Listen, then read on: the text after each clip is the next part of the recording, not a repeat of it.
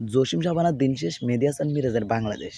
যে মেহেদী হাসান মিরাজ নতুন ক্যাপ্টেন যে হতে যাচ্ছে বাংলাদেশে, শাবানা যেরকম একটা ভাঙা ঘরের ভিতরে থাকতে সেলাই মেশিন চালাইতে যে সে গাড়ি বাড়ি মালিক হয়েছে, একটা ফ্যাক্টরির মালিক হয়েছে, মানে একটা গার্মেন্টসের মালিক হয়েছে, তার 4-5 হাজার শ্রমিক তার পেছনে কাজ করতেছে।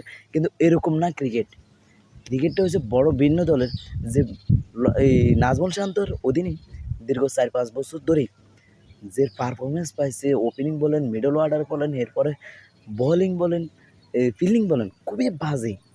একটা না একটা তার অধীনে বাজে ছিল। কিন্তু নাজমুল শান্ত যখন অধিনায়কতা ছিল না, তখন তার পারফরমেন্সটা কিছু ভালো ছিল। বিপিএলে বলেন, পিএসএল বলেন, তার পারফরমেন্সটা ভালো ছিল। যখন তার মামারে অধিনায়ক দিন, মামার হচ্ছে তাল গাছ ভাঙিয়ে উঠছে। মানে তার এদের ডাক, তার 10 ম্যাচের মধ্যে 1 ম্যাচ সেঞ্চুরি মারে, একটা 50 মারে তার, এরকম এটাই হচ্ছে রেকর্ড। এরপরে এখন মেহেদী হাসান মিরাজ নতুন অধিনায়ক পদে হয়েছে বাংলাদেশ ক্রিকেট টিমের। যে বাংলাদেশ ক্রিকেট টিম কি পারবে কি গোছাইতে, পারবে কি দলকে পরিবর্তন কি পারবে কি ওপেনিং, মিডল অর্ডার বা ফিল্ডিং এই সাজাতে, যে কোথায় সাজাবে?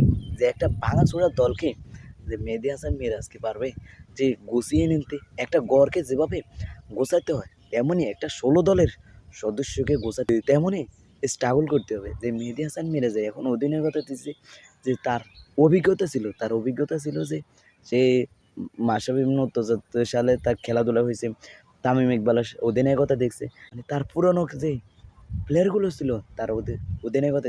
এখন বড় অধিনায়কতা হয়েছে শ্রীলঙ্কার সাথে, আমরা যে একটা ম্যাচ, টেস্ট T20 ম্যাচ খেলতে যাইতেছি, এখন আমাদের শিক্ষা সফরে যাইতেছি। এখন দেখবে যে মেহেদী হাসান মিরাজের কি অধিনায়কতা ভালো না, আসলে এই শান্তর অধিনায়কতা।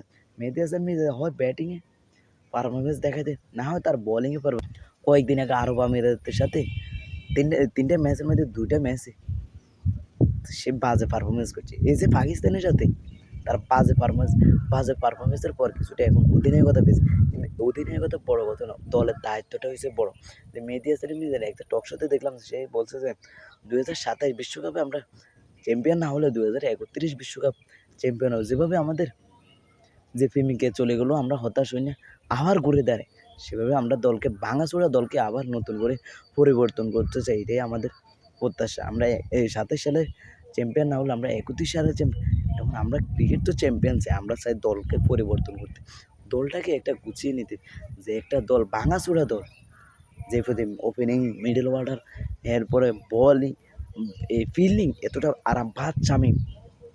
সবচেয়ে বড় কথা হচ্ছে আমাদের ক্রিকেটে এখনও কোটা জায়গায় বসে আছে অনেক প্লেয়ার। ওই প্লেয়ারগুলো আমরা ছাঁটাই করে যে মেধার কোটা দিয়ে আমরা তাড়াতাড়ি ইয়ে করতে হবে। এই যে ডাবরিদরকে তো কী বলবো, ডাবরিদর আরে বাপরে, 5 ম্যাচের মধ্যে তার 4টাই ডাক, তার 10 রানের উপর রান নাই। এরপরে দেখবেন যে একটা ম্যাচে 40 রান করেছে, 3টা আরব আমিরাতের সাথে, 3টে যে পাকিস্তানের সাথে, ওইটা একটা ম্যাচে সে মাত্র 40 রান করছে।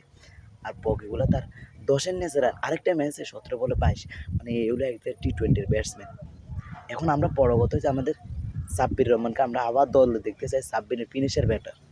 যে জাকির আলী রনি দ্বিতীয়, মাহমুদুল্লাহ রিয়াদ, এই যে মাহমুদুল্লাহর সাইলেন্ট কিলার যেভাবে ঘুরে দাঁড়ায়, কিন্তু তার সাথে যে একটা ব্যাটসম্যান দাঁড়াবে তার পজিশনে, মানে মামুর বাড়ির আপনার ডায়রিয়া ছড়িয়ে দিলে আর কোনো।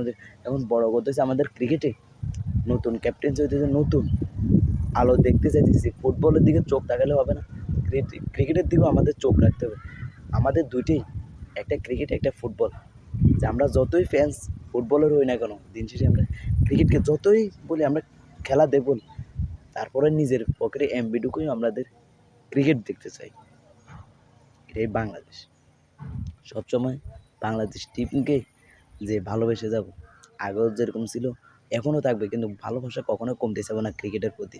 যে এখন ফুটবল আসছে বলে আমরা এই এই ফুটবলের দিকে তাকাবো, ক্রিকেটকে ভুলে যাব, তা হবে না। ক্রিকেট আমাদের রক্তের সাথে মিশে গেছে।